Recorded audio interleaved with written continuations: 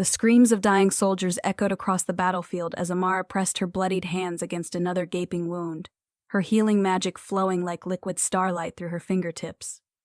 The war between humans and the Siren-blooded had raged for 3 brutal years, and she had seen enough carnage to last a dozen lifetimes. Around her, the wounded lay scattered like broken dolls across the crimson-soaked earth, their pleas for salvation mixing with the distant clash of steel and the haunting battle songs that drifted from the enemy lines. She had always believed in the righteousness of their cause, that humanity deserved freedom from the siren-blooded overlords who had ruled the coastal kingdoms for centuries with their hypnotic voices and otherworldly powers. But now, kneeling in the mud with her white healer's robe stained beyond recognition, Amara wondered if there could ever truly be victors in a war that consumed everything it touched. The sound of approaching hoofbeats made her look up from the young soldier whose life she was desperately trying to save. Through the haze of battle smoke, she saw the squadron of siren-blooded warriors mounted on creatures that seemed born from nightmares. Their steeds had the sleek bodies of horses but scales that shimmered like oil on water, and fins that cut through the air as they galloped. The riders themselves were terrifyingly beautiful, their elongated ears pointed like blades, their eyes glowing with an inner fire that spoke of ancient magic coursing through their veins. At their head rode a figure that made Amara's blood freeze in her veins. She had heard the stories whispered around campfires, tales of the Siren general who commanded the eastern flank with ruthless efficiency. They called him Chiron the Merciless, though few humans had seen him and lived to describe the encounter. Now she understood why his reputation struck such fear into the hearts of her people.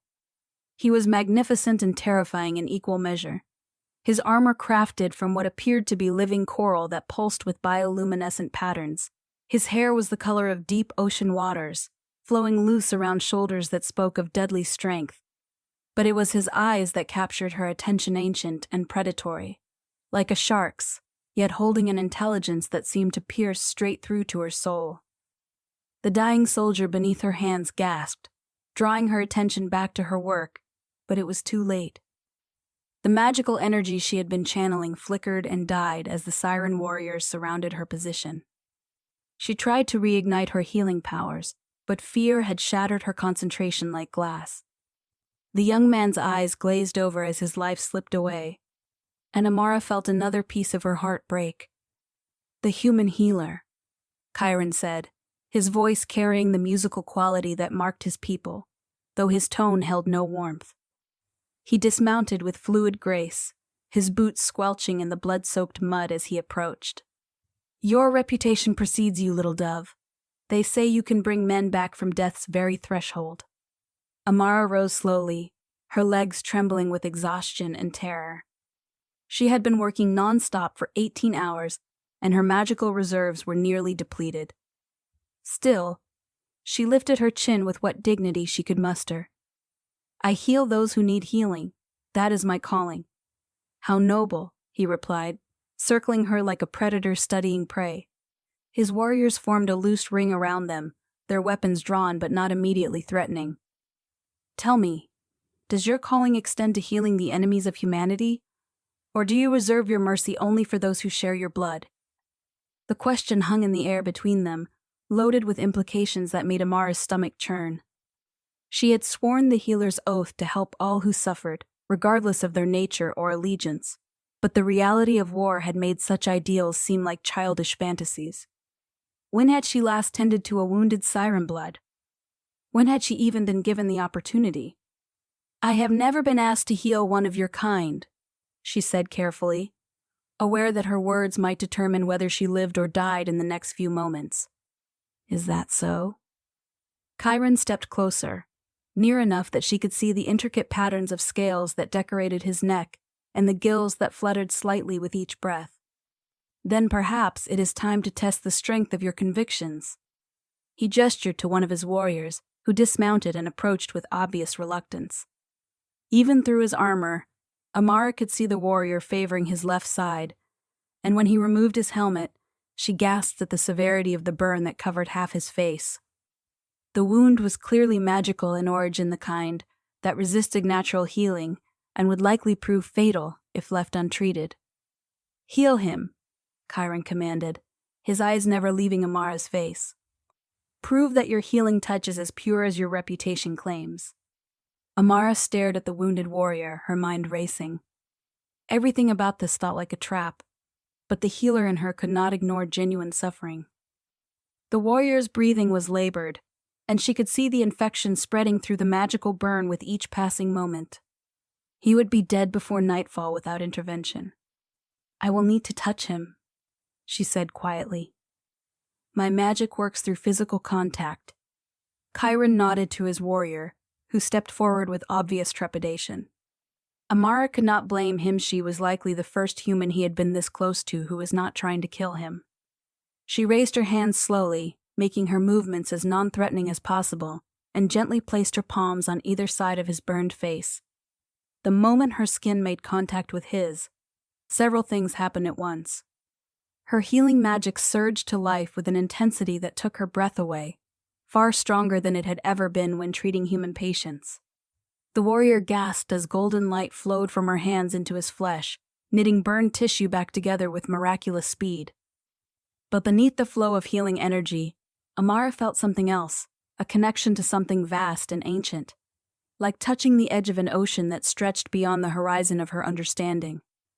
The burn faded to nothing in mere seconds, leaving unmarked skin in its wake.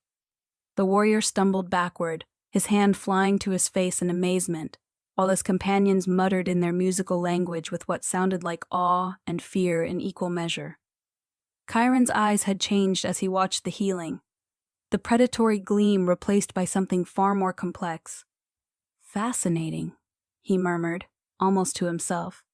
The old bloodlines run stronger than we thought. What do you mean? Amara asked, swaying slightly as the effort of the healing caught up with her. She had never expended so much energy so quickly, and black spots danced at the edges of her vision. Instead of answering, Chiron caught her as she started to fall, his arms surprisingly gentle as they supported her weight. You will come with us, he said, and it was not a request.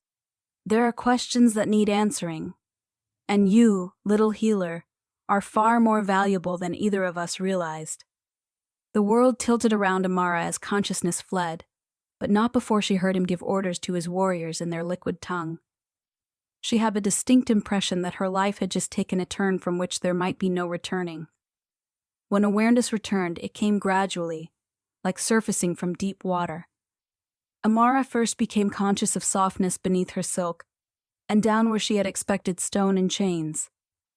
The air smelled of salt and strange flowers, and she could hear the distant sound of waves against rock. Wherever she was, it was far from the battlefield where she had been captured. She opened her eyes to find herself in a chamber that defied all her expectations of a prison cell. The walls were carved from living coral, their surfaces alive with gentle bioluminescence that provided a warm, pearl-like glow. Veins of what looked like liquid silver ran through the organic architecture, pulsing slowly like a vast heartbeat. The bed she lay upon was vast and comfortable, draped in fabrics that shifted color like the sea itself. You are awake, came Chiron's voice from somewhere behind her. Amara sat up carefully, her head still spinning from whatever had happened to her on the battlefield. She found him standing on a balcony that opened onto an impossible vista. They were clearly underwater. Yet somehow she could breathe normally, and through what appeared to be a magical barrier, she could see the depths of the ocean stretching away into blue-green infinity. Where am I? She asked, though she suspected she already knew the answer. Abyssos, he replied, turning to face her. He had removed his armor and wore instead flowing robes that seemed to be cut from captured moonlight. The change in attire made him appear less like a warrior and more like what he truly was, one of the siren-blooded nobles whose ancestors had ruled these waters since before human civilization had learned to build cities, the deep palace of my people. You are the first human to see it and live. Am I to be executed, Ben? The question came out steadier than she felt. Chiron moved closer, his expression unreadable. That remains to be seen. You have presented us with something of a puzzle, Amara Lightweaver. She started at hearing her full name. Few knew the ancient title that had been passed down through her bloodline, a remnant from the days when healers had been revered as touched by divine grace. How do you know that name? Because we had been searching for you, he said simply. Or rather, we have been searching for someone like you. The prophecy spoke of a human healer whose power would bridge the gap between our peoples, but we had begun to think them mere legend. Amara felt as though the ground was shifting beneath her feet. What prophecies? Instead of answering directly, Chiron gestured for her to follow him. Despite every instinct screaming at her to be cautious, Amara found herself rising from the bed and walking beside him through corridors that seemed to have been grown rather than built. The organic architecture of the palace was unlike anything in the human world. All flowing lines and surfaces that seemed to breathe with their own life. They eventually reached a vast chamber dominated by a pool of water so still it looked like black glass. Ancient symbols were carved into the walls around the pool, their surfaces glowing with the same inner light that illuminated the rest of the palace. But it was what lay beneath the water's surface that made Amara gasp in wonder and terror. There, preserved in what appeared to be living crystal, was a figure that was clearly siren-blooded but unlike any she had seen before. The being was enormous, easily twice the size of Chiron, with features that spoke of an age when the lines between the sea people and the forces of nature they commanded were less distinct. Tentacles of living coral grew from where hair should have been, and its skin was covered in scales that held the deep blue-black of ocean trenches. "The first singer," Chiron said quietly, his voice filled with reverence. "The one who brought our people up from the deepest waters and taught them to walk on land as well as swim in the sea." The prophecies were carved at her command, before she chose to return to the depths for the final sleep. Amara stared at the ancient figure, feeling a chill that had nothing to do with the cool air of the chamber. What do they say? These prophecies? Chiron was quiet for so long that she thought he might not answer. When he finally spoke, his words carried the weight of centuries. That a time would come when the children of land and sea would face a threat that neither could defeat. Alone. In that hour, a bridge would appear, one whose healing touch could mend not just flesh, but the ancient wounds between our peoples. Through this bridge, the song of the depths and the fire of the surface would unite, or both would perish in darkness. The implications of his words settled over Amara like a heavy cloak. "You think I'm this bridge?" "I think," Chiron said, turning to face her fully, "that what happened when you healed my warrior was not an accident. Your power resonated with his siren blood in a way that should be impossible. The magic you carry is older than the war between our peoples, older perhaps than the division itself." Amara wanted to deny it, to insist that she was nothing more than a battlefield healer trying to do her duty. But the memory of that moment when she had touched the wounded warrior burned in her mind. The power that had flowed through her had felt like coming home to something she had never known she was missing. "Even if that were true," she said carefully, "I am still your prisoner." "How does that serve any prophecy?" Chiron's expression grew complex, shadows passing across his features like clouds over water. "That is the question, isn't it? The prophecies speak of willing cooperation, of trust, freely given. They say nothing about captivity or force." "Then release me," Amara said, though she kept her voice level rather than demanding. She had learned enough about Chiron in their brief acquaintance to know that challenges would likely be met with resistance, but reasoned conversation might yield better results.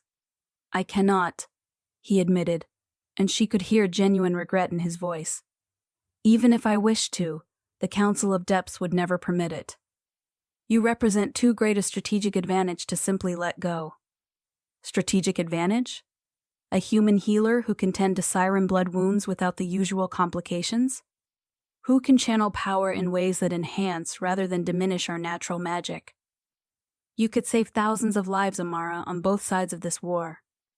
She could hear the earnestness in his voice, but it only made her more suspicious. "And all I have to do is heal your people while my own continue to die?" "It doesn't have to be that simple," Chiron said, moving closer.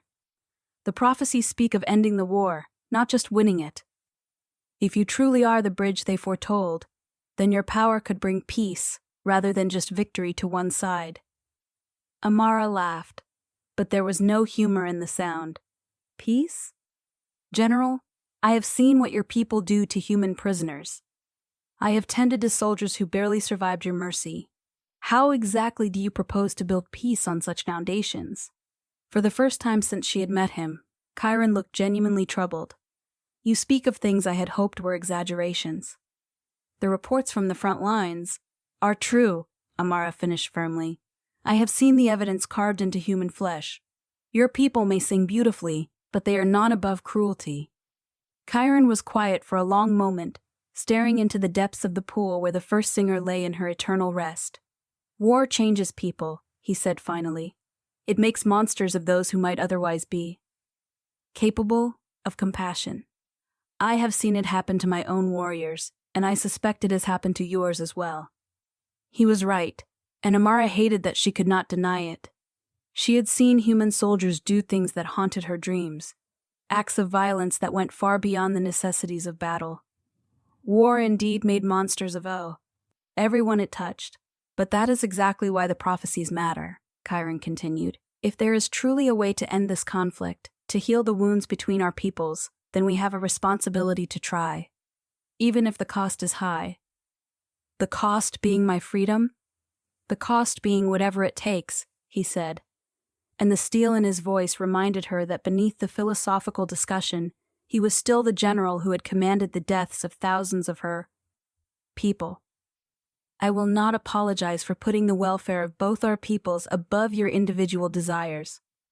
Amara felt anger flare in her chest, but she forced it down. Getting emotional would accomplish nothing except perhaps convincing Chiron that she was too unstable to be trusted with greater freedom. Instead, she tried a different approach.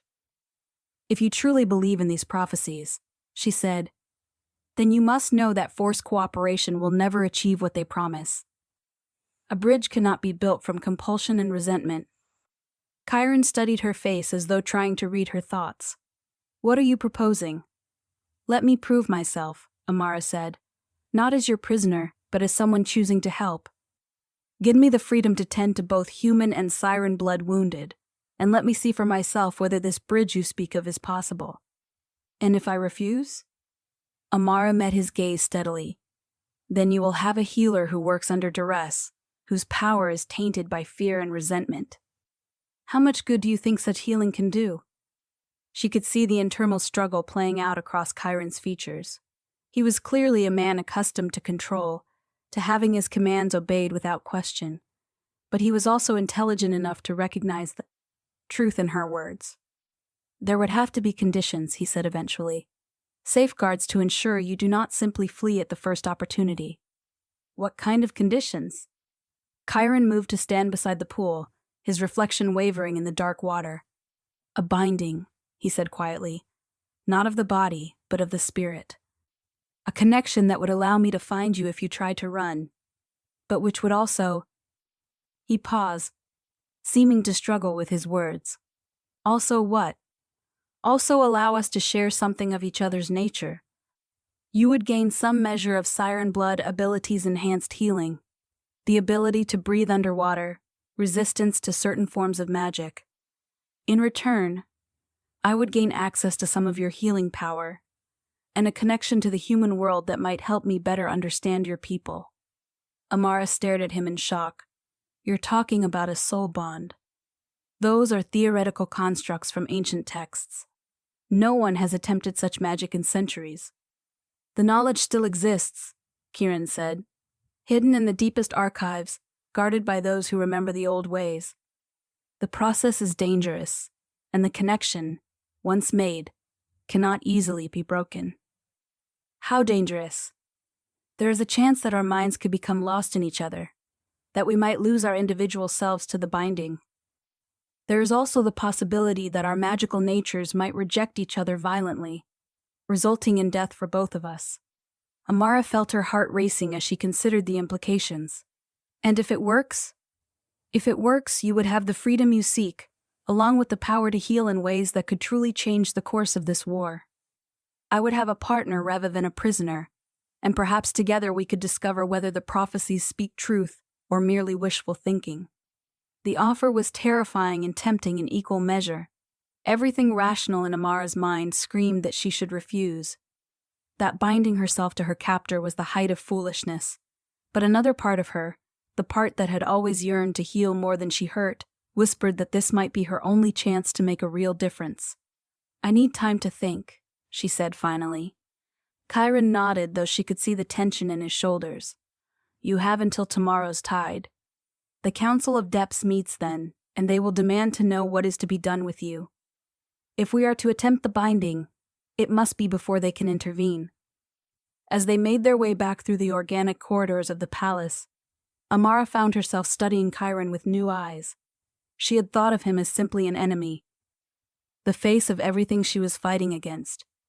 But now she could see the burden he carried, the weight of command and the impossible choices that war forced upon leaders. She still did not trust him, would be a fool to trust him, but she was beginning to understand him. That understanding made what she was contemplating even more dangerous. Her chambers had been prepared with food and drink, though she found herself with little appetite. Instead, she spent the hours until dawn pacing the room and weighing her options. She could refuse the binding and accept whatever fate the Council of Depths decreed for her. She could attempt to escape, though she had no idea how she might flee from an underwater palace surrounded by hostile territory. Or she could take the leap of faith that Chiron was offering and risk Pond. Everything on the chance that the ancient prophecies held some grain of truth. When the first light of dawn filtered through the magical barrier that kept the ocean at bay, Amara had made her decision. She dressed carefully in the clothes that had been provided for her, flowing garments that seemed to be made from captured sea foam, made her way to the balcony where she had first seen the impossible vista of the underwater realm. Chiron was already there, standing motionless as he watched the dance of deep-sea creatures in the distance. He had traded his flowing robes for something more ceremonial, a garment that seemed to be woven from kelp and starlight, with the symbols of his house embroidered in threads that pulsed with their own inner light. "You have decided," he said without turning around. "I have," Amara confirmed. "I will accept the binding, but I have conditions of my own." Now he did turn, his eyebrows rising slightly. "You are hardly in a position to make demands. If this is to be a partnership rather than slavery, then it must begin as such," Amara said firmly. "I want your word, given before whatever powers your people hold sacred, that you will honor the freedom you have promised, that you will not use the binding to control my actions or force me to act against my conscience." Chiron was quiet for a long moment, then nodded slowly. "I swear by the depths that gave my people life, and by the first singer who guides us still, that I will not abuse the connection we are about to forge. Your will shall remain your own, as mine shall remain mine. And I want the right to tend to human wounded as well as siren blood. If I am to be this bridge the prophecies speak of, then I must be able to serve both sides." "That may not always be possible," Chiron warned. "The exigencies of war, then we find ways to make it possible," Amara interrupted. "Or the binding fails before it begins, because it will be built on a pre-co foundation of lies." Chiron studied her face intently, and she got the impression he was seeing her clearly for the first time.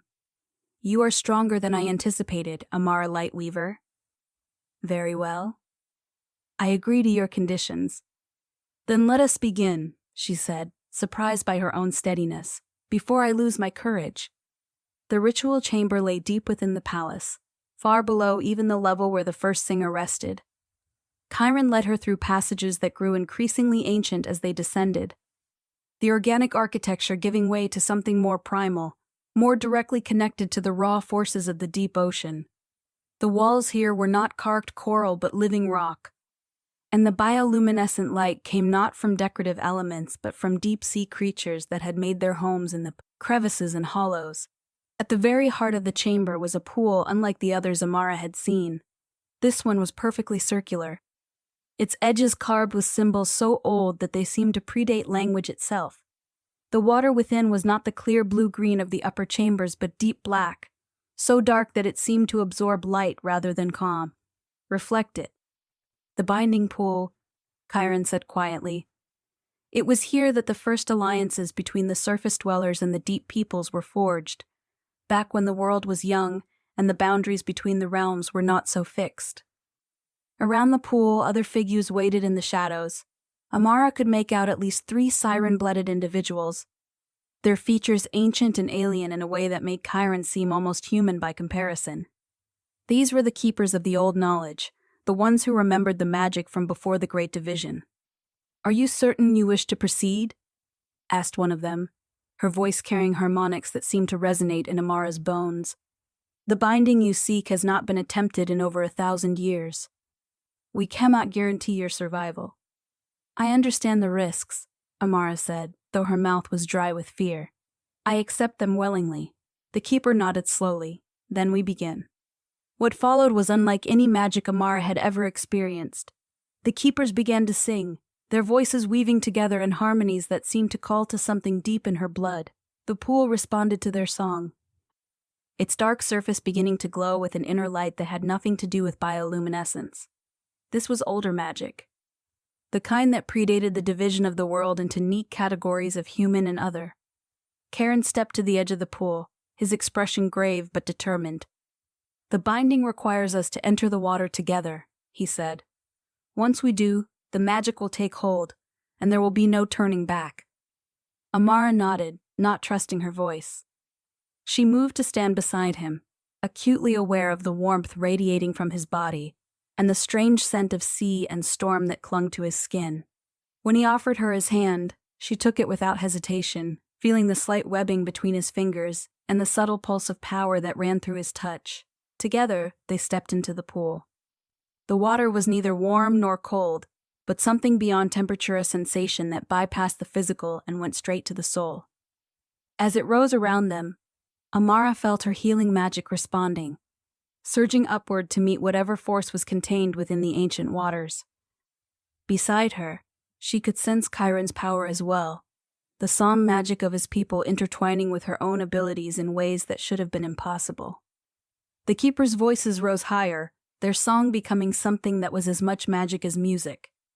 The symbols carved around the pool began to glow, their light reflecting off the water in patterns that hurt to look at directly. And then, between one heartbeat and the next, the binding took hold. Pain lanced through Amara's consciousness as something fundamental about her nature shifted and stretched. She felt her awareness expanding, touching the edges of Chiron's mind before shying away from the intimacy of full contact. Through the connection, she could sense his confusion and wonder as her healing magic flowed into him, tempering the cold depths of his power with warmth and light. But it was not a one-way exchange. Power flowed back from him into her, ancient and vast as the ocean itself. She felt her lungs changing, developing the ability to extract oxygen from water as well as air. Her eyes shifted, gaining the ability to see clearly in the crushing darkness of the deep. And beneath it all, she felt the song, the fundamental music that connected all siren-blooded to the sea and to each other. When the magic finally stabilized, they were both gasping, clinging to each other for support in the glowing water. The connection between them hummed like a living thing, not intrusive but definitely present awareness of the other that would never again be completely absent. "It is done," said the keeper, her ancient voice filled with awe. "The binding holds. You are no longer merely human and siren blood, but something new, a bridge between the worlds, as the prophecies foretold." As they climbed from the pool, Amara could feel the truth of those words in every fiber of her being. She was changed, fundamentally and irrevocably, but the alteration felt less like a loss than a completion. The power that flowed through her now was greater than anything she had ever imagined, and with it came an understanding of the deep connections that bound all living things. But more than that, she could feel Chiron's emotions as clearly as her own, his wonder at the success of the binding, his fear of what it might mean, and underneath it all, a growing respect for the human woman who had been brave enough to risk everything on the hope of peace. The days that followed the binding passed in a blur of discovery and adjustment. Amara found that her healing abilities had been enhanced beyond anything she had dreamed possible. Where once she had been able to mend flesh and bone, now she could reach deeper, healing wounds of the spirit as well as the body. And the song that Chiron's people used to focus their magic was no longer alien to her. She could hear it in the rhythm of heartbeats, in the flow of blood through veins, in the very pulse of life itself. Chiron had been changed as well, though his alterations were perhaps less dramatic. His ability to channel the deep magic remained unchanged, but now it carried an undertone of warmth that spoke of growing things rather than the cold depths. More importantly, through their connection, he was gaining insights into human nature that were clearly troubling his previous assumptions about the war. "Your people are not the monsters I was taught to believe," he said one evening as they stood together on the balcony, watching the impossible beauty of the deep ocean. "Through your memories, I have seen their capacity for kindness, for sacrifice. It makes this war seem even more tragic. And your people are not the heartless conquerors I believed them to be," Amara replied. "They have families, hopes, fears, just like humans do. The bonds between them run deeper than anything I knew existed." It was true.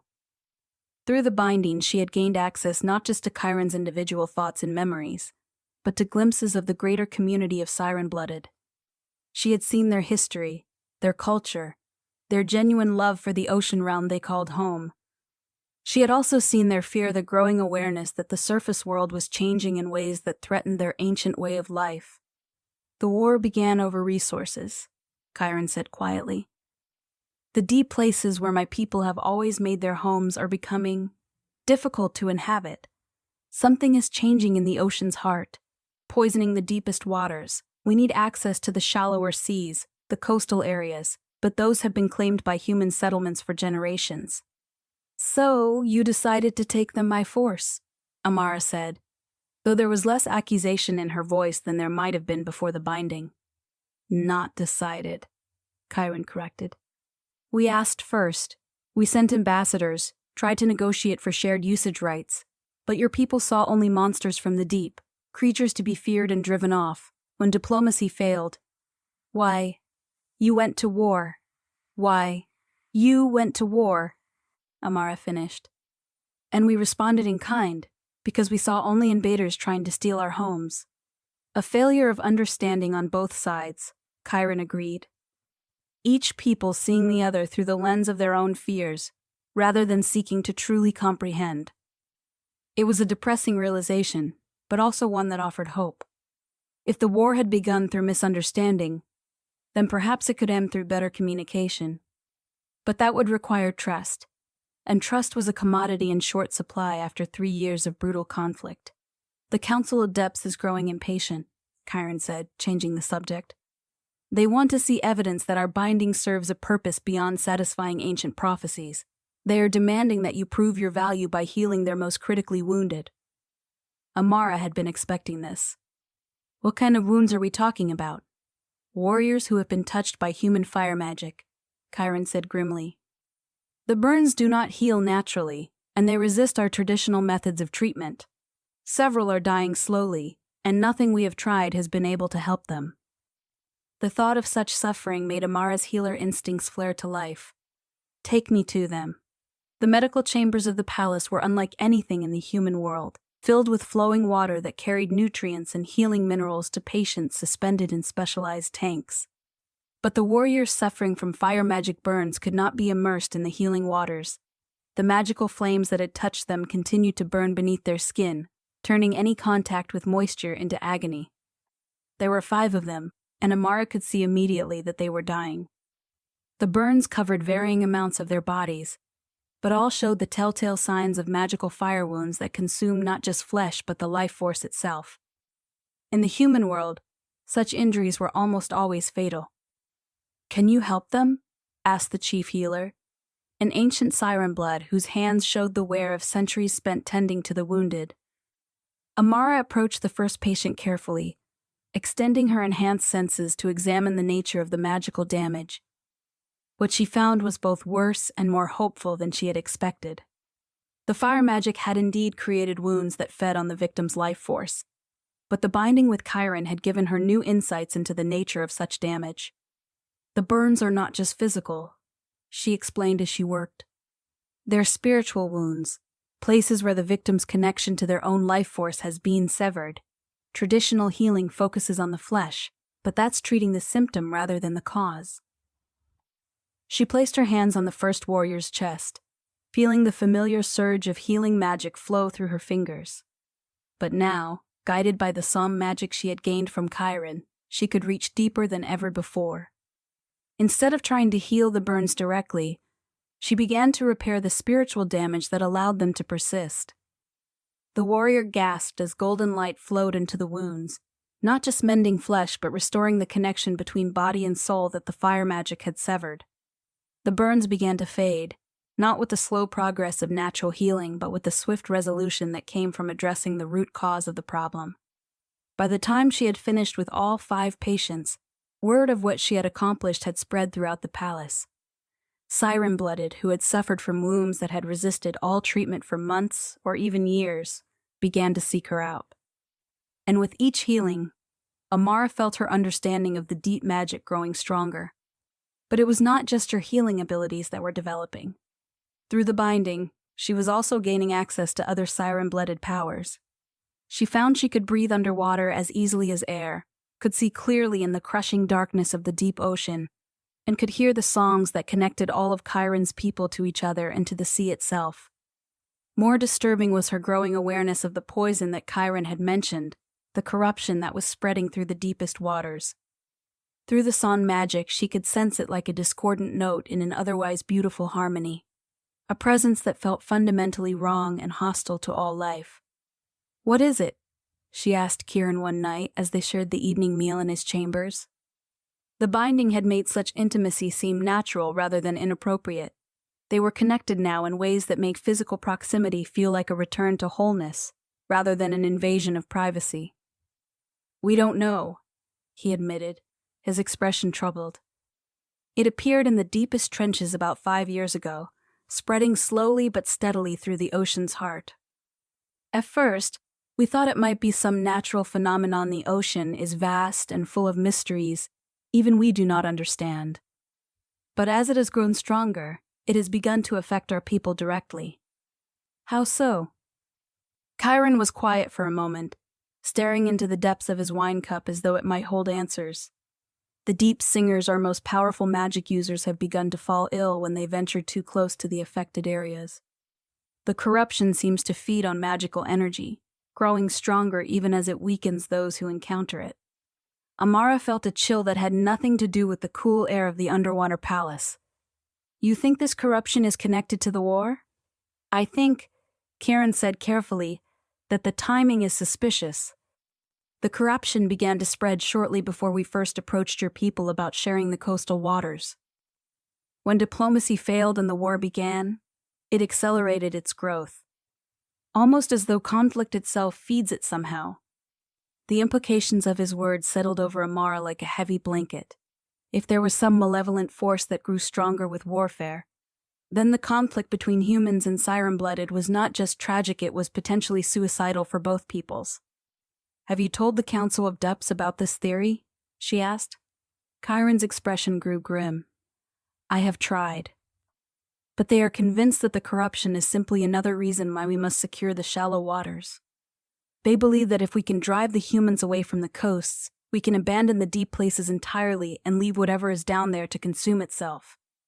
"And you don't agree?" "I think that whatever this corruption is, it won't be satisfied with the deepest waters. I think it will continue to spread until it has consumed everything, surface and depth alike. The only way to stop it is to understand it, and that requires cooperation between our peoples, not continued warfare." Amara reached across the table to touch his hand, feeling the familiar tingle of their connection as their skin made contact. "Then we need to find a way to make the council listen." "Easier said than done," Chiron replied, but he didn't pull away from her touch. "The council is composed of the oldest and most traditional of our people. They have lived through centuries of isolation, of viewing the surface world as something separate from and inferior to the deep realm. Convincing them to trust humans will be challenging." "What if we could show them proof?" Amara asked. "Not just theories, but actual evidence of what this corruption is and how it connects to the war?" Chiron's eyes sharpened with interest. "What did you have in mind?"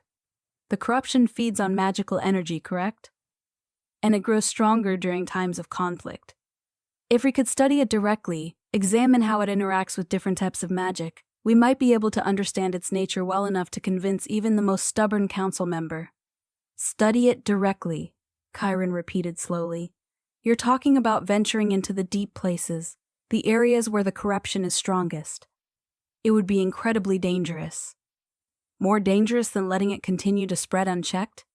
Chiron was quiet for a long moment, and through their connection, Amara could feel the war between duty and caution playing out in his mind. Finally, he nodded. You're right. If we're going to have any hope of ending this war and stopping whatever is poisoning the depths, we need to understand what we're facing. Then we go, Amara said, surprised by her own certainty. When? The council meets again in 3 days. If we're going to do this, it has to be before then, and we'll need to return with something concrete to show them. The preparations for their journey into the deep places took most of the next day. Chiron assembled a small group of his most trusted warriors, while Amara gathered what healing supplies she might need. The corruption was known to be hostile to magical energy, which meant that anyone exposed to it would likely need immediate treatment. But it was not just the physical preparations that occupied Amara's thoughts. The binding she shared with Chiron had continued to deepen over the past weeks, and she found herself increasingly aware of his emotions and thoughts. What she sensed from him was a complex mixture of determination, fear, and something else, something that felt disturbingly like affection. It was a complication she had not anticipated when she agreed to the soul bond. She had expected to gain insight into his nature, to understand the enemy she had once faced on the battlefield. She had not expected to find herself caring about his welfare, worrying about his safety, feeling genuine warmth when he smiled or laughed at something she said. The realization troubled her deeply, not because the feelings were unwelcome, but because they made everything else so much more complicated. How could she maintain the objectivity necessary to serve as a bridge between their peoples when her judgment was clouded by personal attachment? How could she represent humanity's interests when she was beginning to feel as much loyalty to Chiron's people as to her own? These questions were still weighing on her mind when they departed for the deep places the following morning. The vessel they traveled in was unlike anything from the human world, a living ship that had been grown rather than built. Its hull formed from coral and kelp that responded to the songs of its siren-blooded crew. As they descended into the darker waters, Amara found herself marveling at the alien beauty of the deep ocean realm. Schools of bioluminescent fish moved like living constellations through the water around them, while creatures that defied easy description drifted past in the eternal twilight of the deep. The pressure should have been crushing at this depth, but the ship's organic hull adapted automatically, maintaining a comfortable environment for its passengers. It was only when they began to approach the affected areas that the beauty of the deep began to give way to something more disturbing. The water itself seemed different here, darker, with an oily quality that reflected light in unsettling ways.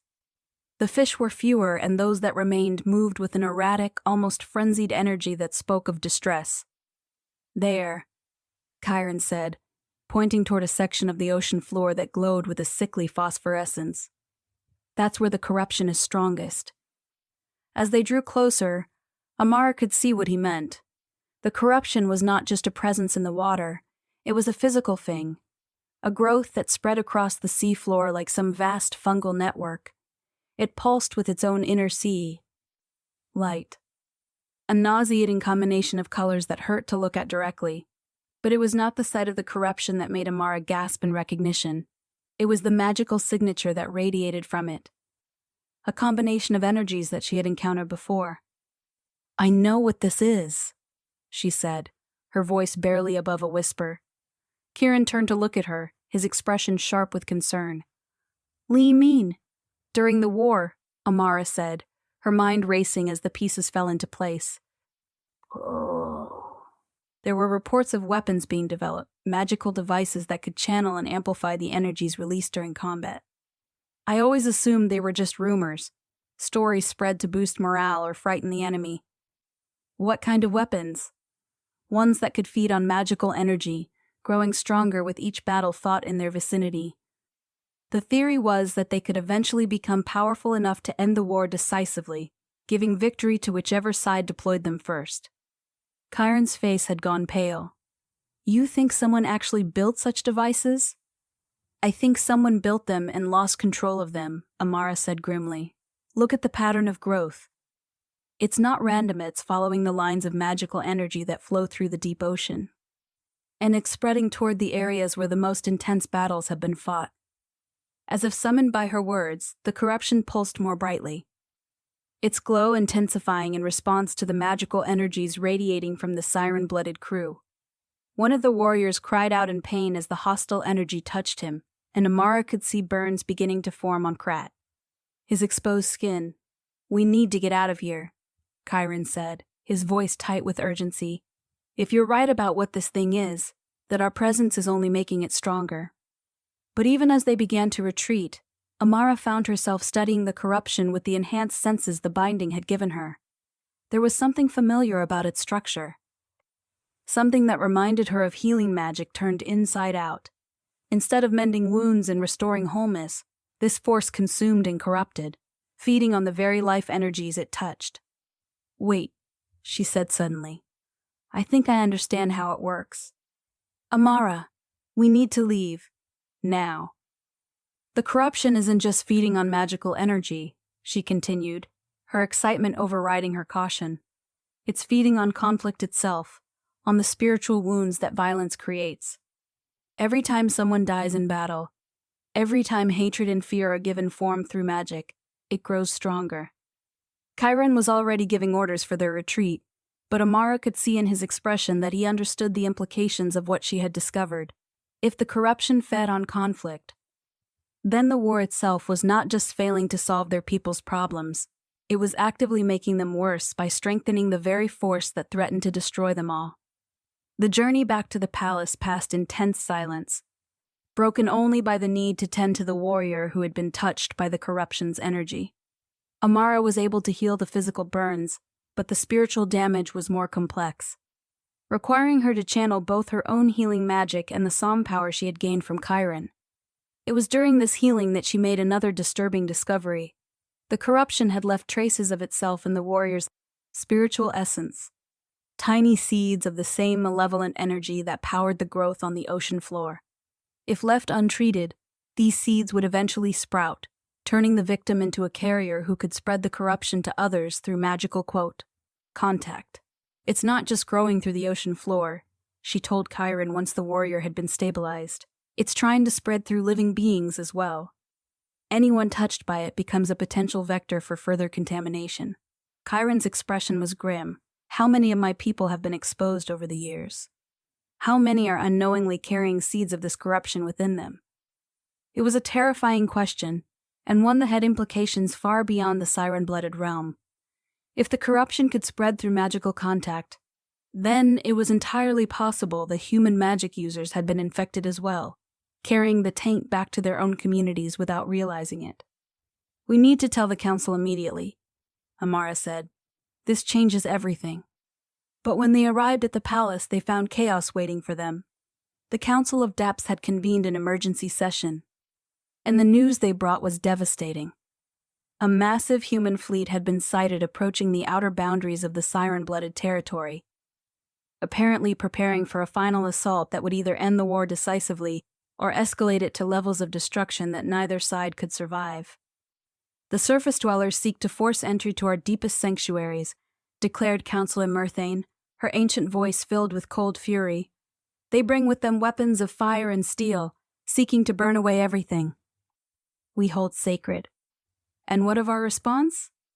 Chiron asked, though Amara could sense through their connection that he already dreaded the answer. We will meet them with the full fury of the deep. Another counselor replied, every warrior, every singer, every creature of the depths that owes allegiance to our realm. We will show the surface dwellers what it means to threaten the children of the sea. Amara felt her heart sink. A battle of such magnitude would release magical energies beyond anything the corruption had yet fed upon.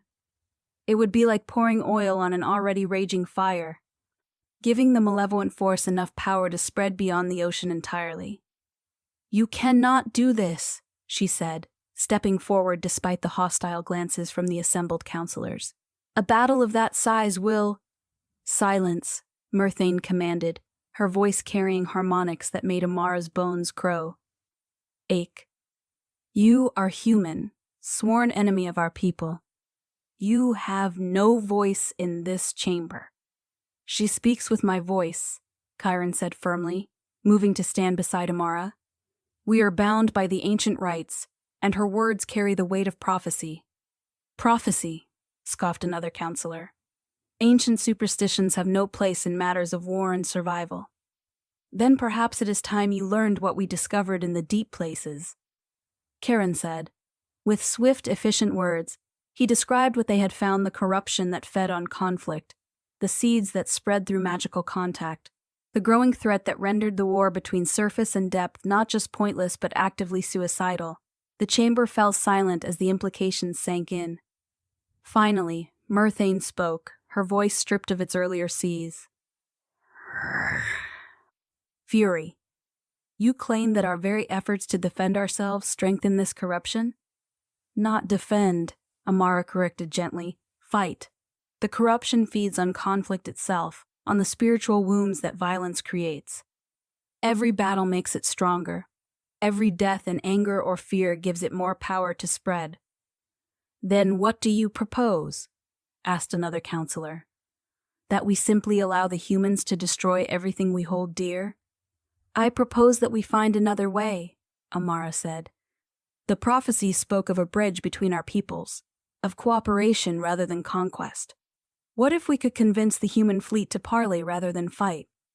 The surface dwellers have shown no interest in peace, Myrthane replied. They have rejected every overture, answered every attempt at diplomacy with violence.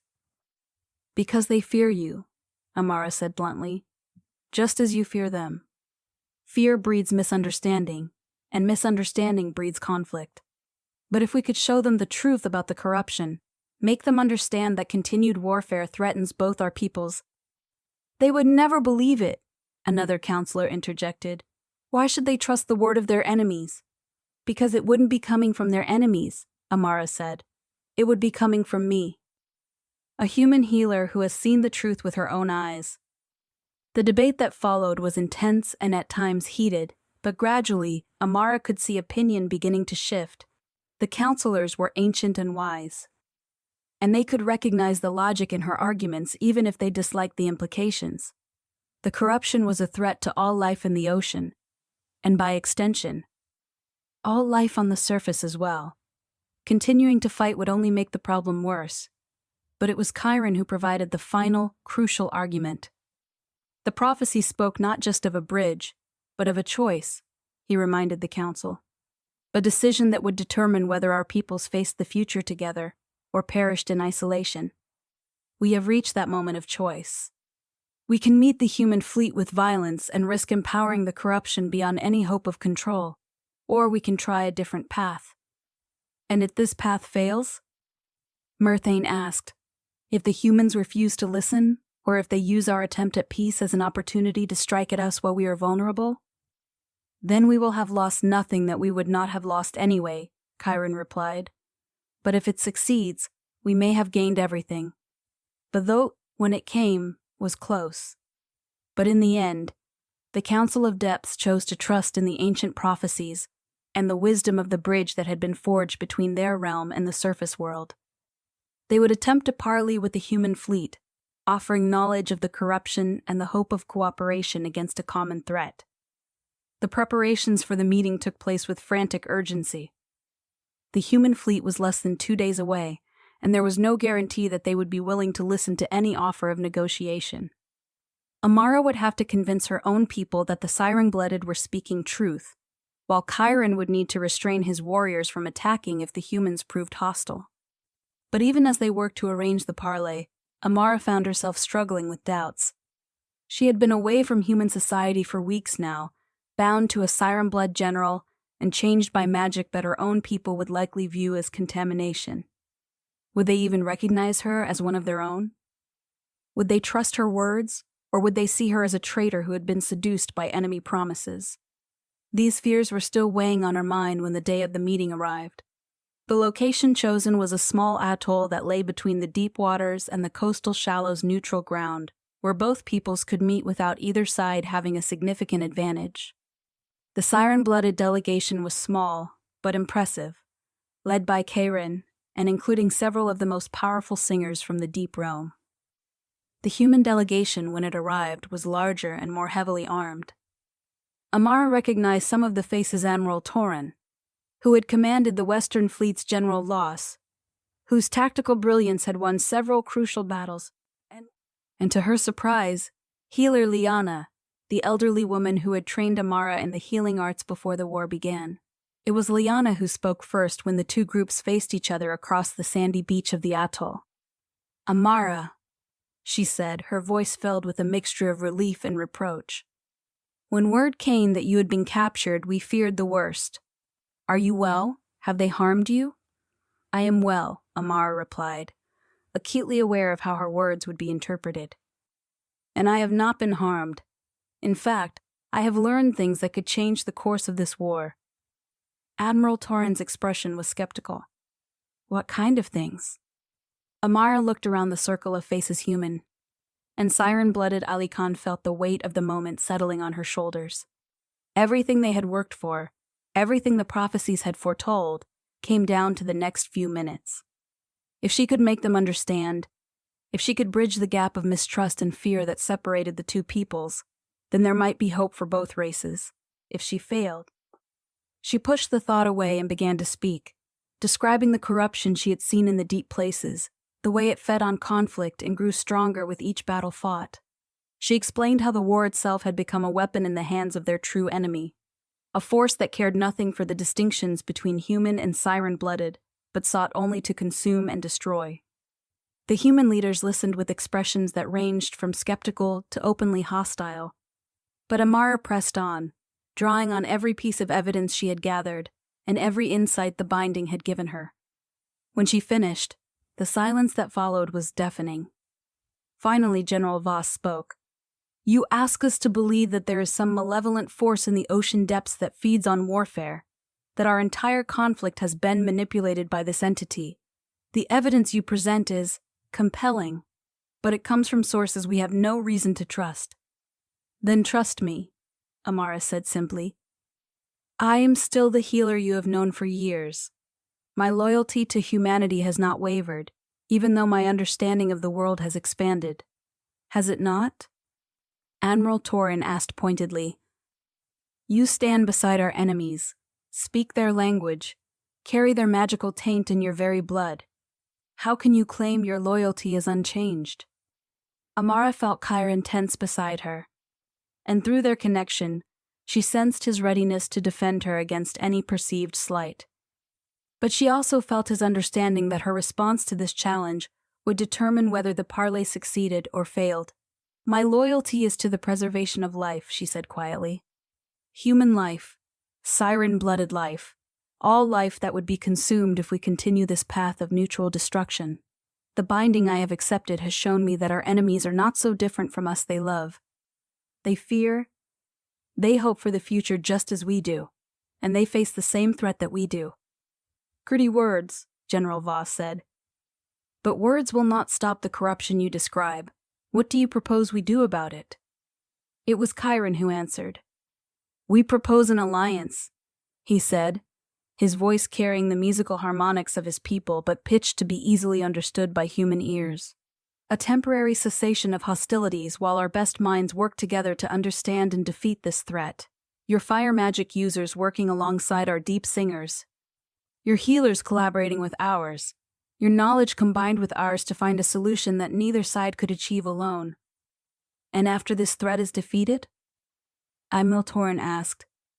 "What then? Do we simply return to war as though nothing has changed?" "After this threat is defeated," Amara said, "there will be no need for war. The corruption feeds on the deep places. But it also drives the competition for resources that sparked this conflict in the first place. Remove the corruption, cleanse the deep waters, and there will be room enough for both our peoples to thrive." The debate that followed was intense, with arguments flying back and forth across the artificial divide between the two groups. But gradually, Amara could see minds beginning to change. The logic of cooperation was undeniable, and the alternative continued warfare that strengthened their true enemy was too terrible to contemplate. It was healer Liana who finally tipped the balance. "I have known Amara since she was a child," the elderly woman said. "I have seen her dedicate her life to healing, to preserving life rather than taking it. If she believes that cooperation is our only hope, then I am willing to trust her judgment." The alliance that was forged on that small atoll was fragile and provisional, more a ceasefire than a true peace. But it was a beginning, and beginnings were all that prophecy had ever promised. Human and siren-blooded magic users would work together to study the corruption, sharing knowledge and techniques that had been kept secret for generations. Joint expeditions would venture into the deep places to gather information and test potential solutions. Most importantly, the fighting would stop. The magical energies that had been feeding the corruption would be redirected toward understanding and defeating it instead of perpetuating the cycle of violence that had strengthened it. The work that followed was unlike anything either people had attempted before. Human fire mages worked alongside siren-blooded singers to develop new techniques for containing and neutralizing the corruption's influence. Healers from both races collaborated to develop treatments for those who had been touched by the malevolent force. Scholars and lore masters compared their ancient texts, seeking clues about the corruption's origins and weaknesses. Amara found herself at the center of much of this work, her unique status as a bridge between the two peoples making her invaluable as a translator and mediator. The binding she shared with Chiron continued to deepen, allowing them to coordinate their efforts with unprecedented efficiency. But more than that, their partnership had become a symbol of what cooperation between the races could achieve. It was during one of their joint expeditions to the deep places that they made the crucial breakthrough. Working together, human and siren-blooded mages had developed a technique for temporarily suppressing the corruption's influence, creating pockets of cleansed water that could serve as safe havens for research. Within one of these cleansed areas, they found something that changed everything. The remains of an ancient structure that was clearly artificial but predated both human and siren-blooded civilizations. The architecture was alien, built by minds that thought in ways completely unlike either of the current races, but the magical residue that clung to the ruins told a clear story. "It's a weapon," Chiron said as they explored the partially collapsed chambers. "But not designed by our peoples or yours. This is something older. Something that was here before either of our races claimed dominion over land or sea." Amara nodded, her enhanced senses revealing the layers of magical energy that had been woven into the structure's very foundations. A weapon designed to feed on conflict, to grow stronger with each act of violence committed in its vicinity. But I don't think it was created to destroy us specifically. I think it was meant to destroy whoever built it. The implications were staggering. Some ancient civilization had created a weapon of such terrible power that it had ultimately consumed its creators, leaving only the corrupting influence to spread through the deep places over the millennia. The war between humans and siren-blooded had simply awakened it from its long dormancy, feeding it enough energy to begin expanding once again. But understanding the corruption's origins also revealed its weakness. The weapon had been designed to feed on conflict between sentient beings, drawing power from the spiritual wounds that violence created. But it was not indestructible. It could be starved by denying it the energy it needed, and it could be destroyed by turning its own nature against it. The final battle against the corruption was unlike any war that had ever been fought. Instead of armies clashing with steel and spell, it was a campaign of healing and reconciliation. Human and siren-blooded working together to cleanse the infected areas, not through violence but through the careful application of restorative magic. Amara and Chiron stood at the heart of the final assault, their bond allowing them to channel both human healing magic and siren blood song in perfect harmony. Around them, dozens of other paired teams did the same mages who had learned to work together despite centuries of mistrust and fear. The corruption fought back, of course. It had grown strong over the years of warfare, and it did not surrender easily to the forces arrayed against it. Tendrils of malevolent energy lashed out at the allied forces, seeking to plant new seeds of infection in anyone it could touch. Several of the attacking mages fell to its influence and had to be restrained and treated before they could spread the contamination further. But slowly, steadily, the cleansing spread. Each area that was purified became a base from which to launch further attacks. A safe haven where the Allied forces could rest and recover between assaults. The corruption began to retreat, pulling back toward its original source as its food supply was cut off. The final confrontation took place at the ruins where the weapon had first been built. Here, the corruption had concentrated itself into a form that was almost solid, a writhing mass of malevolent energy that pulsed with the accumulated hatred and fear of centuries.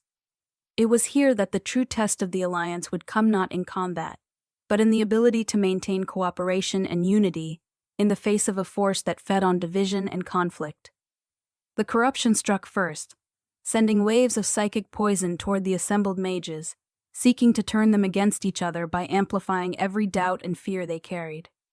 Amara felt it touch her mind, whispering suggestions that Chiron was still her enemy, but the Siren-blooded were simply using her for their own purposes, that she was a traitor to her own species. But the bond she shared with Chiron held firm, his presence in her mind serving as an anchor against the corruption's influence. Through their connection, she could feel his absolute trust in her, his certainty that she was exactly where she belonged.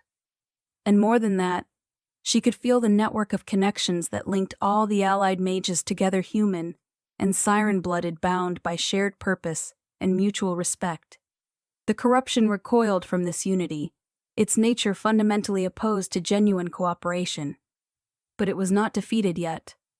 Drawing on the last of its accumulated power, it launched a final, desperate attack not on the body or mind, but on the soul itself. It sought to sever the connections between the allied mages, to isolate them, and make them vulnerable to doubt and despair. This was the moment that the prophecies had foretold, the test that would determine whether the bridge between the peoples could hold against the ultimate challenge. Amara felt the corruption's attack strike at the bond she shared with Chiron, seeking to tear apart the connection that had made their cooperation possible. But instead of weakening, the bond grew stronger. The attack had forced them to reach deeper into their connection, to touch the fundamental trust and affection that had grown between them over the weeks of working together. And that deepened bond began to resonate with the other connections in the network, amplifying the unity that bound the allied forces together. The corruption's scream of rage and despair was audible across both physical and spiritual dimensions, as its final attack not only failed but actually strengthened the very thing it had sought to destroy. The pride of the conflict it needed to survive, poisoned by the harmony and cooperation of its enemies, the ancient weapon finally died, its malevolent energy dissipating like smoke in a clean wind. The silence that followed was profound, broken only by the sound of clean water flowing back into areas that had been poisoned for millennia. Schools of healthy fish began to appear, drawn by the return of life to waters that had been barren for so long. The deep places were healing, and with them, the fundamental cause of the war between surface and depth was finally being addressed.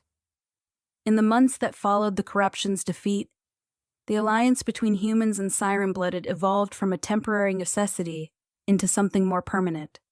Trade agreements were negotiated, allowing both peoples to benefit from each other's unique abilities and resources.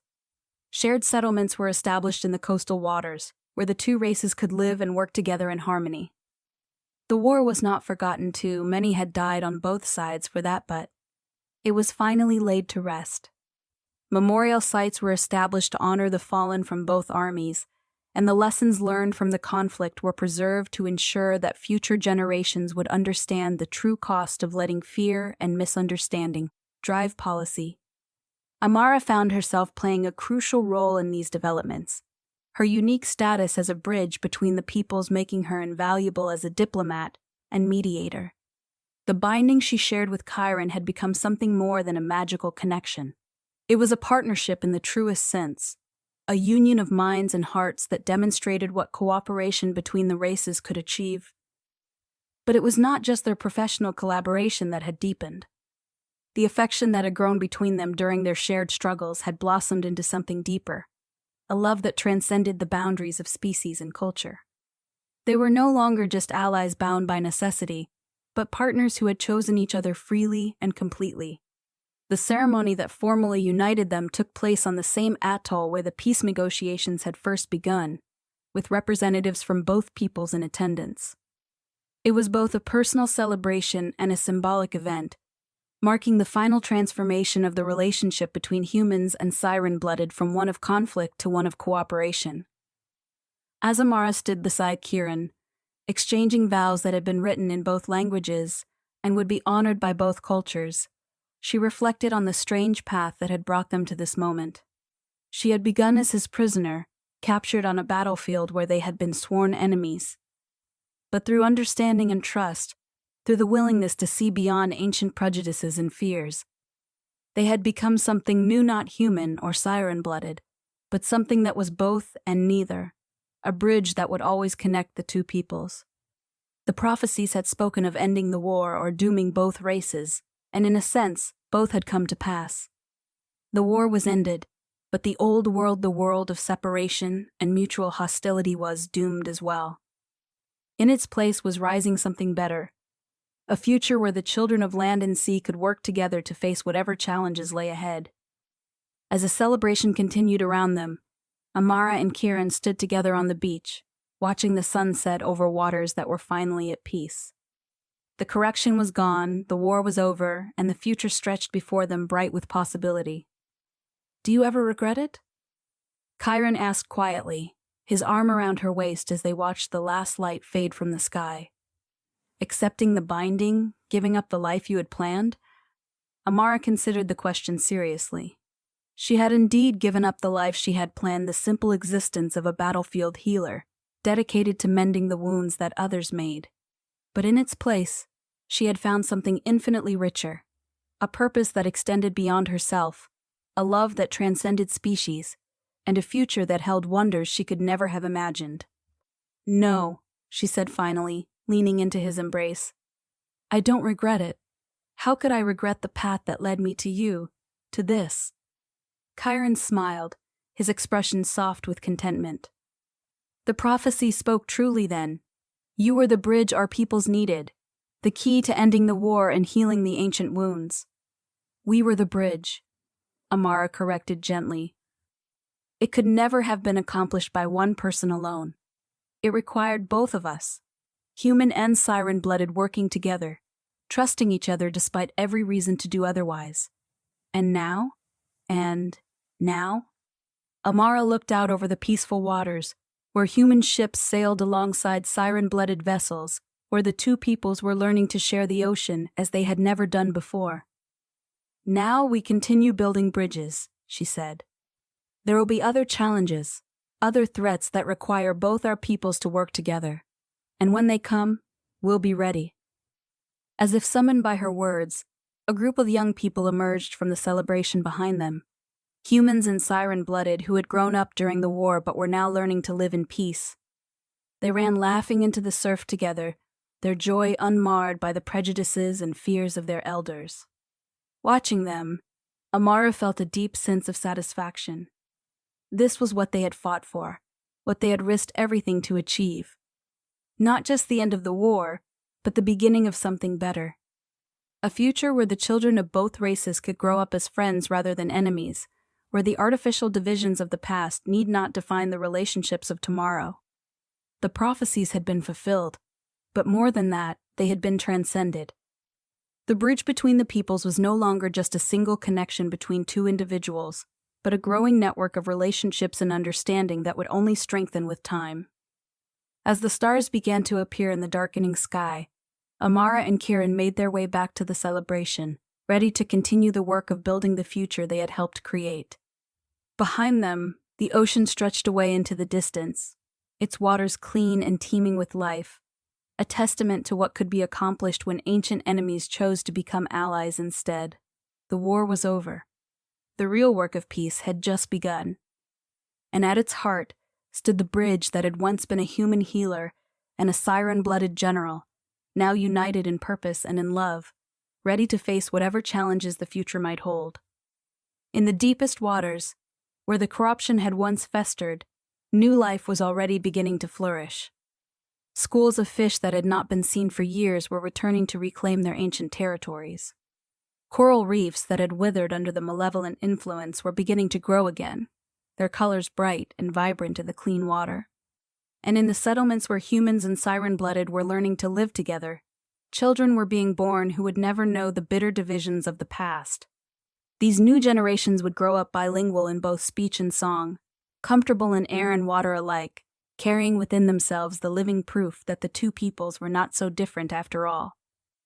The healing centers that Amara established became models for a new kind of medicine, combining human knowledge of anatomy and herb lore with siren-blooded understanding of spiritual wellness and magical Korok restoration. Patients came from across the known world seeking treatment that addressed not just physical ailments but the deeper wounds of the soul. Chiron, meanwhile, had been instrumental in developing new forms of magical communication that allowed instant contact between the most distant settlements. The song magic of his people, amplified and focused through techniques learned from human mages, could now carry messages across vast distances without the distortion that had previously made long-range Prada communication unreliable. Together, they had also begun to explore the deeper mysteries revealed by their victory over the corruption. The ancient ruins held secrets that neither people had previously suspected, hints of civilizations that had risen and fallen long before either humans or siren-blooded had emerged as dominant forces. There were technologies and magics waiting to be rediscovered, knowledge that could benefit both peoples if they continued to work together. But perhaps most importantly, they had proven that the prophecies were not mere superstition, but genuine wisdom passed down from ages past. The bridge between the peoples had been forged, the ancient wounds were healing, and the future held possibilities that neither race could have achieved alone. As Amara stood in her healing chambers one morning, tending to a mixed group of patients that included both human and siren-blooded individuals, she reflected on how much had changed since that day on the battlefield when she had first encountered Chiron. The woman who had knelt in the mud trying to save a dying soldier seemed like a different person entirely, though she knew that the core of compassion that had driven her then still burned just as brightly now. The binding she shared with Chiron had evolved as well, becoming less a magical compulsion and more a natural extension of their partnership. They could still sense each other's emotions and share their magical abilities when needed, but the connection no longer felt foreign or imposed. It had become as natural as breathing, an integral part of who they both were. "You're thinking deep thoughts again," Chiron said, appearing in the doorway of the healing chamber with a smile that still had the power to make her heart skip a beat. Even after all this time, she never tired of seeing the way his eyes lit up when he looked at her. "Just marveling at how far we've come," Amara replied, finishing her work with the last patient and moving to greet him. "Do you remember what you said to me that first day in your chambers? About testing the strength of my convictions?" "I remember," Chiron said, his expression growing thoughtful. "I was testing whether your healing touch was as pure as your reputation claimed. I never imagined that the test would reveal so much more than I was looking for." "The corruption fed on conflict," Amara mused. "But what we build together feeds on harmony. Every act of cooperation, every moment of understanding between our peoples makes the bonds stronger. We're not just maintaining the peace, we're actively creating something better." Chiron nodded, his hand finding hers in the gesture that had become as natural as breathing. "The Council of Depths voted yesterday to establish a permanent embassy in the human capital. They want you to serve as the first ambassador." Amara felt a flutter of surprise and excitement. "What did you tell them?" "That I would need to discuss it with my partner first," Chiron replied with a grin. "After all, if you accept, it would mean spending several months each year in the surface world. I wouldn't want to make such a decision without consulting the other half of this partnership." The offer was tempting, and Amara could see the value it would bring. A formal diplomatic presence would help solidify the growing bonds between the peoples, providing a channel for resolving any conflicts that might arise and facilitating the continued exchange of knowledge, resources. "What about your own duties?" she asked. "The deep patrols, the rebuilding efforts in the cleansed areas?" "The corruption is gone," Chiron said. "The immediate crisis has passed, and the restoration work is proceeding well under the guidance of others. Perhaps it's time for both of us to take on new challenges, to help build the future we've helped create." Amara considered this, weighing the opportunities against the responsibilities they already carried. Through their connection, she could sense Chiron's own excitement at the prospect of new adventures, new ways to serve the alliance they had helped forge. "We could do it together," she said finally. "Joint ambassadors, representing both peoples to both peoples. It would be a powerful symbol of the partnership we've built." Chiron's smile broadened. "I was hoping you would see it that way. The council has already approved the arrangement, pending your acceptance." As they walked together through the corridors of the healing center, Amara marveled at how natural such cooperation had become. Human and siren-blooded staff worked side by side, their different abilities complementing each other in ways that made the whole greater than the sum of its parts. The patients they treated came from both peoples, and many of the mixed communities that were springing up along the coasts, seeking care that addressed their unique needs. One of those patients was waiting for them in the consultation chamber, a young woman, whose heritage clearly included both human and siren-blooded ancestry. Such individuals were still rare, but their numbers were growing as the barriers between the peoples continued to break down. They faced unique challenges, belonging fully to neither culture while being shaped by both, but they also represented the future that was slowly taking shape. "Mira," Amara said warmly, greeting the young woman who had become something of a regular patient. "How are the new treatments working?" Mira's condition was complex, a result of her mixed heritage creating magical resonances that her body struggled to handle. Neither purely human nor purely siren-blooded healing techniques were sufficient on their own, but the combined approach that Amara and Chiron had developed was proving effective. "Much better," Mira replied, her voice carrying the musical quality of siren-blooded speech but with the clarity of human diction. "The headaches have almost stopped, and I can control the water-breathing reflexes now." As they worked together to adjust her treatment, Amara found herself thinking about the broader implications of Mira's existence. The young woman represented something that had been impossible just a few years ago, a living bridge between the two peoples, carrying the heritage of both in her very blood. There would be others like her, Amara realized. Children born of love that transcended species, carrying within themselves the proof that the ancient divisions need not define the future. They would face challenges, certainly, but they would also have opportunities that neither of their parents' generations could have imagined. "You're going to need ongoing treatment for the rest of your life," Chiron explained as they finished the session. "But we're developing new techniques all the time, and the symptoms should continue to diminish as your body learns to balance the different magical influences. Will my children face the same issues?" Mira asked, her question touching on one of the most complex aspects of the new world they were building. "We don't know yet," Amara admitted. "You're part of the first generation to carry mixed heritage, but we're learning more with each case we see, and by the time you have children, we should understand much more about how to help them thrive." After Mira left, Amara and Kieran spent time reviewing the other cases they were tracking, the ongoing study of individuals who had been touched by the corruption, the development of new healing techniques that combine the best of both magical traditions, the establishment of treatment protocols that could be used in the growing network of joint medical centers. And it was satisfying work, but Amara found herself increasingly drawn to the idea of the diplomatic mission. The healing centers were well established now, with trained staff from both peoples capable of carrying on the work. And there were new challenges on the horizon that would require different kinds of expertise. "The human capital has never hosted a siren-blooded delegation," she mused as they walked through the marketplace that had grown up around the healing center. "There will be protocol issues, accommodation challenges, cultural misunderstandings to navigate. All problems that can be solved with patience and goodwill," Chiron replied. "And we've proven rather adept at solving those kinds of problems." The marketplace itself was a testament to how much had changed. Human merchants sold goods alongside siren-blooded traders, their stalls displaying everything from surface-world grains to deep-sea pearls. The conversations that flowed around them were conducted in a mixture of languages, with many people switching fluidly between human speech and siren-blooded song as the situation required. Children ran between the stalls, playing games that would have been impossible before the alliance. Some were fully human, others fully siren-blooded. But increasingly there were those like Mira who carried the heritage of both peoples. They seemed to navigate the cultural differences effortlessly, equally comfortable with human customs and siren-blooded traditions. "Look at them," Amara said, watching a group of youngsters engaged in a complex game that seemed to involve both physical agility and musical harmony.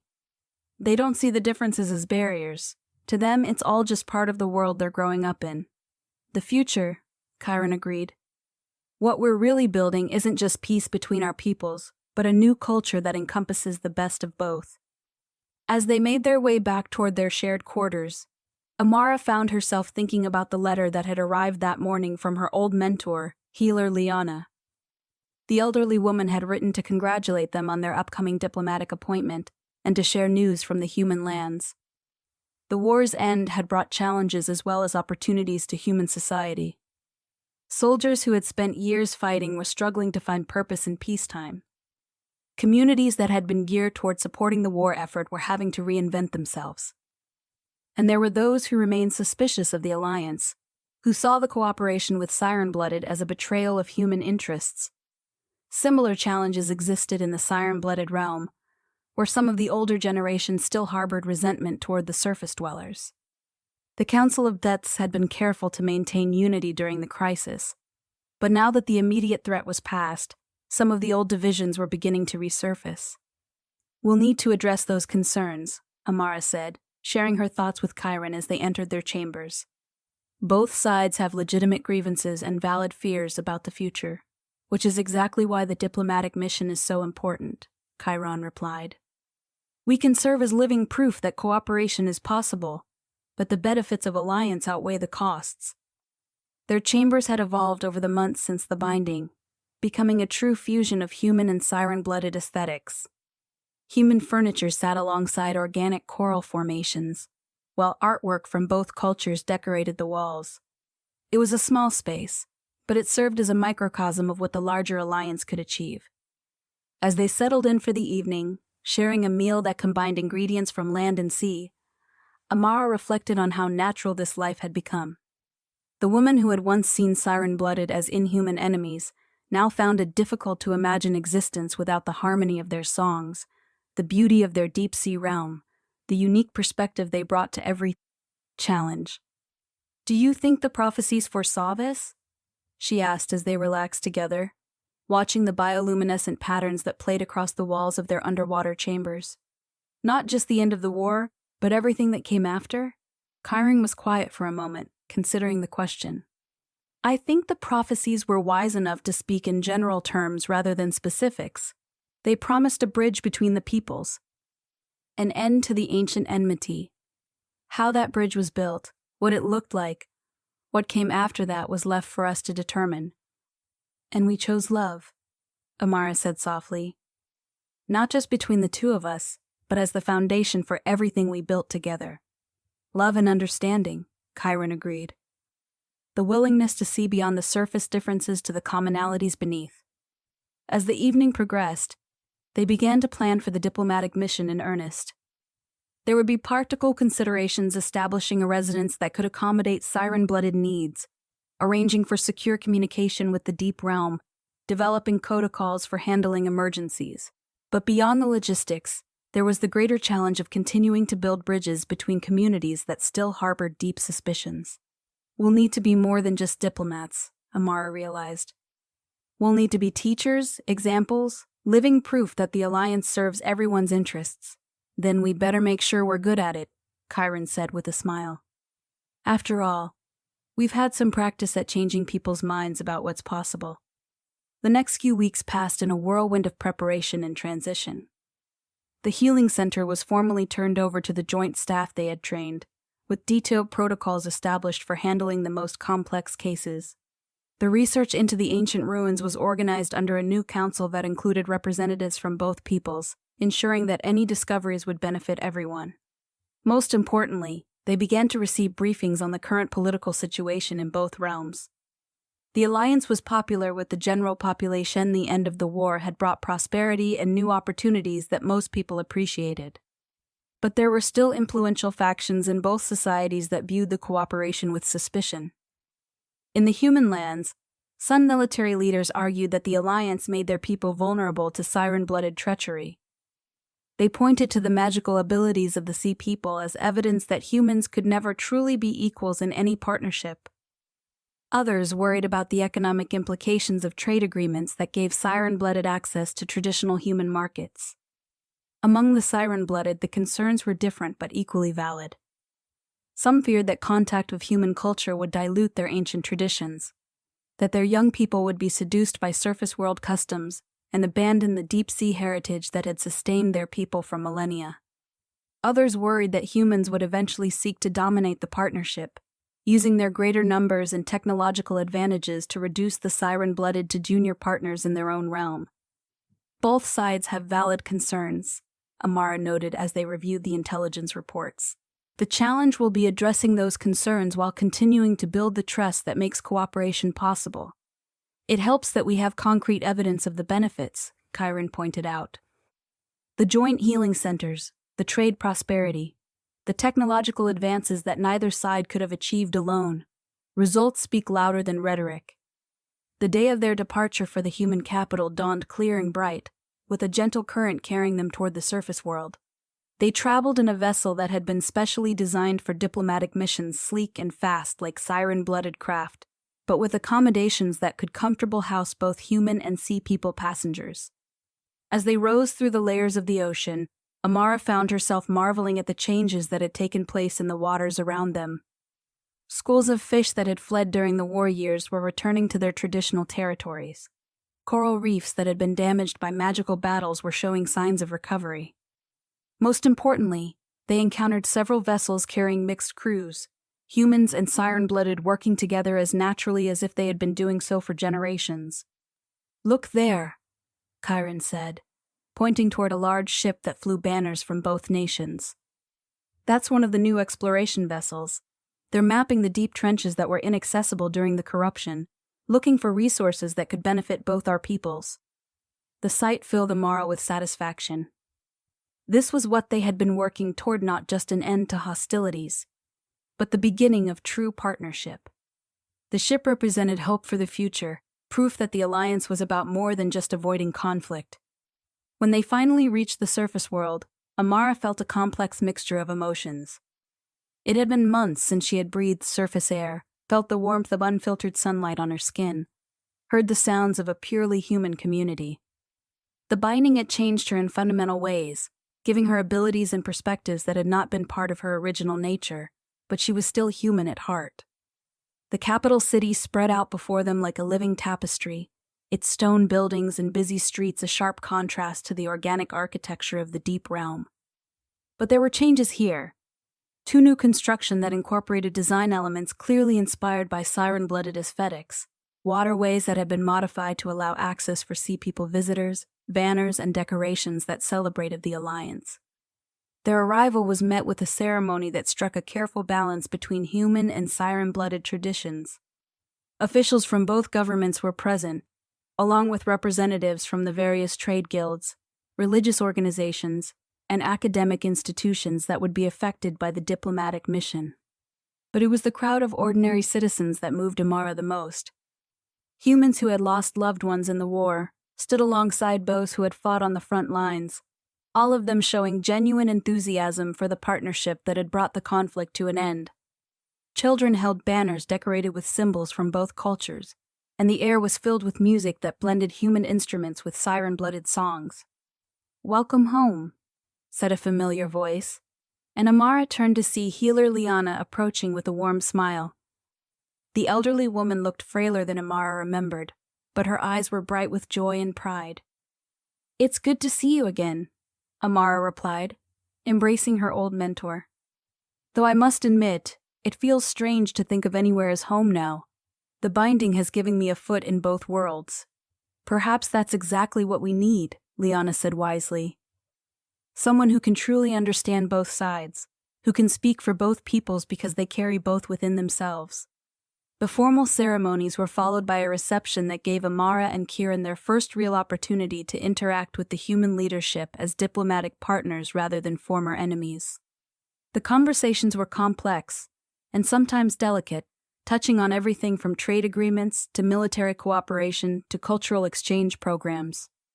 But what struck Amara most was how quickly the human officials adapted to working with Chiron. His natural diplomacy and obvious intelligence made it easy for them to forget that they were dealing with someone they'd had recently considered an enemy.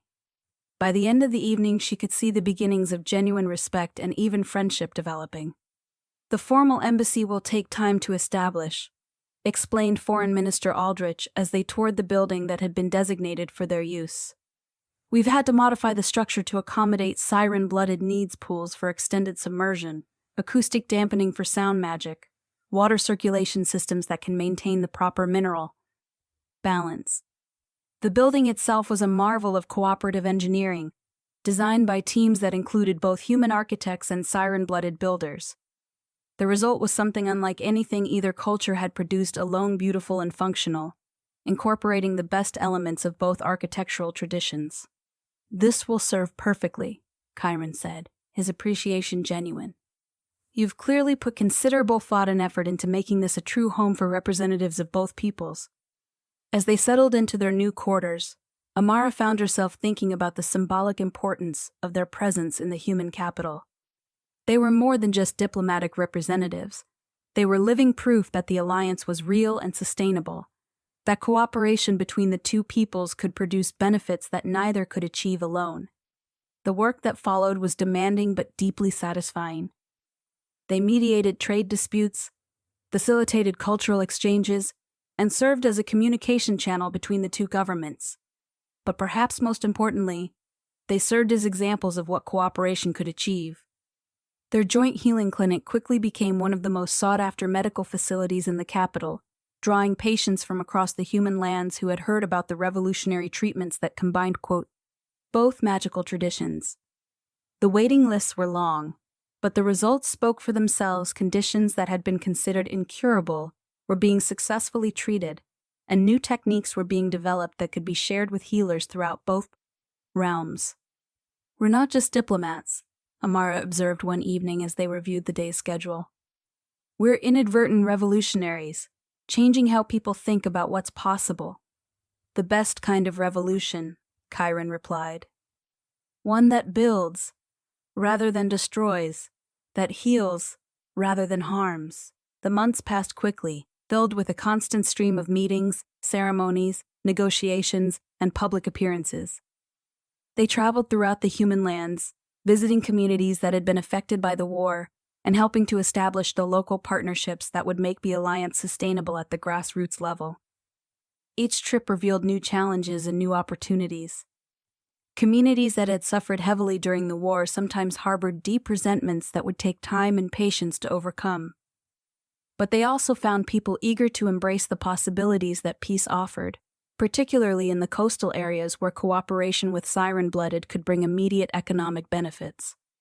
"The fishing villages are thriving," Amara noted after a particularly successful visit to a coastal region where human and siren-blooded crews were working together to harvest the restored deep-water fisheries. The combined knowledge of both peoples has allowed them to access resources that neither could have reached alone. "And the siren-blooded settlements are benefiting from human agricultural techniques," Chiron added. "The kelp farms we visited last month are producing yields that exceed anything achieved using traditional methods." It was these concrete benefits that were gradually winning over the skeptics on both sides. Whatever theoretical objections people might have to the alliance, it was difficult to argue with prosperity and progress that directly improved their daily lives. But not all their challenges were external. The binding they shared continued to evolve, and sometimes in ways that created unexpected complications. As their connection deepened, they occasionally found it difficult to maintain the individual perspectives that their diplomatic work required. They had to learn to consciously separate their viewpoints, to remember that they were representatives of two different peoples with legitimately different interests. "We're becoming too much of a unit," Amara realized during one particularly difficult negotiation where they had found themselves automatically agreeing with each other rather than representing their respective, quote, constituencies. "We need to maintain our individual identities even as we work together." "It's a delicate balance," Chiron agreed. "The binding makes us stronger together, but we can't let it erase the differences that make our partnership valuable." They developed techniques for maintaining their individual perspectives while still benefiting from their magical connection. It required conscious effort and regular practice, but it was essential for their effectiveness as diplomatic representatives. As their first year in the human capital drew to a close, Amara found herself reflecting on everything they had accomplished. The formal alliance between the two peoples was stronger than ever, with trade relationships flourishing and cultural exchanges becoming routine. The healing centers had revolutionized medical practice in both realms, while the joint exploration and research projects were yielding discoveries that benefited everyone. Most importantly, a new generation was growing up that took cooperation for granted. Children who had been born after the war's end saw nothing unusual about humans and siren-blooded working together. To them, it was simply the natural order of things. "We've succeeded beyond what anyone could have imagined," Chiron said as they prepared for their return journey to the Deep Realm. "The prophecy spoke of ending the war, but what we've built goes far beyond mere peace. A new world," Amara agreed. "One where the artificial barriers of the past no longer define what's possible." Their departure from the human capital was marked by ceremonies as elaborate as their arrival had been, but the mood was different now. Instead of cautious hope, there was confidence. Instead of uncertainty about the future, there was excitement about the possibilities ahead. The journey back to the Deep Realm gave them time to decompress and reflect on their experiences. The surface world had changed them just as the Deep Realm had, adding new layers to their understanding of what the Alliance could achieve. The next phase will be even more challenging, Amara mused as they descended through the layers of the ocean toward home. "We've proven that cooperation is possible, but now we need to make it permanent. We need to build institutions that will outlast any individual personalities or political changes. The Joint Council is already working on that," Chiron replied. "Formal treaties, trade agreements, educational exchange programs, shared military protocols, the framework for long-term partnership is taking shape." As they approached the familiar bioluminescent glow of the deep-sea palace, Amara felt a complex mixture of emotions. This place had become home to her in ways she could never have imagined when she first arrived as a prisoner. The organic architecture, the eternal twilight of the depths, the harmony of siren-blooded society, all of it felt as natural to her now as the surface world she had been born to. Their return was celebrated with typical siren-blooded elegance, a ceremony that emphasized harmony and the interconnectedness of all things. But beneath the formal welcome, Amara could sense genuine affection and pride from the community that had accepted her as one of their own. "The human ambassador returns," joked one of the counselors, but the title was spoken with respect rather than mockery. "How do the surface dwellers fare?" "They prosper," Amara replied in the flowing musical language that had become as natural to her as her native tongue. "As do we all when we work together rather than apart." The weeks that followed their return were filled with debriefings and planning sessions as they shared their experiences with the Council of Depths and began preparing for the next phase of their diplomatic work. The success of their mission had opened new possibilities, and both governments were eager to expand the scope of cooperation. But it was during a quiet evening in their chambers that Chiron brought up the subject that would define their next challenge. "The deep surveys have found something," he said, his expression serious. "Another set of ruins, even older than the ones where we found the corruption. The archaeologists think they might have been built by the same civilization, but these are different, intact, functional." Amara felt a chill of foreboding. "Functional how?" "We don't know yet. The survey teams have only been able to examine the outer structures, but there are energy readings that suggest the ruins aren't entirely dormant, whatever technology the ancients built there. It's still operational after all these millennia." The implications were staggering. If there was still active ancient technology buried in the deep places, it could represent either an incredible opportunity or a terrible threat. The corruption had shown what happened when such forces were awakened without proper understanding. "The Council wants us to lead the investigation," Chiron continued. "Our success with the corruption has convinced them that we're the best qualified to handle whatever we might find." Amara nodded slowly, already feeling the familiar stirring of purpose that had driven her throughout the war and its aftermath. "When do we begin?" "As soon as you're ready," Chiron replied. "But this won't be like the corruption. That was a weapon of destruction, something that could be fought and defeated. If these ruins contain active technology, we might be dealing with something far more complex.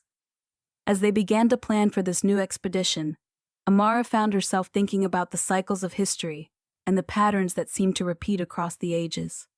The ancient civilization that had created the corruption had apparently built other things as well, possibly wonders that could benefit both peoples, or dangers that could threaten them all.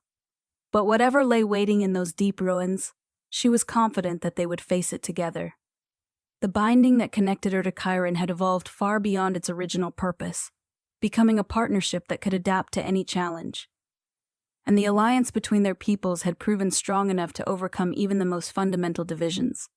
The future stretched ahead of them, bright with possibility and shadowed with uncertainty. There would be new challenges, new discoveries, new tests of the bonds they had forged. But they had already proven that love and understanding could triumph over fear and hatred, that cooperation could achieve what conflict never could. As Amara looked out through the transparent walls of their underwater chambers at the vast ocean that surrounded them, she felt a deep sense of peace and purpose. She had begun this journey as a battlefield healer trying to save lives in a war that seemed to have no end. Now she was something new, a bridge between worlds, a living symbol of what was possible when ancient enemies chose to become allies instead. The prophecies had been fulfilled, but their story was far from over. There would be new chapters to write, new bridges to build, new wonders to discover in the vast realms of sea and sky, but they had learned to call home. And whatever those future chapters might hold, she would face them with Chiron at her side, their bond stronger than the deepest ocean, more enduring than the oldest stones. The war was over. The peace was secure. And the future, the beautiful, uncertain, limitless future, was theirs to shape together.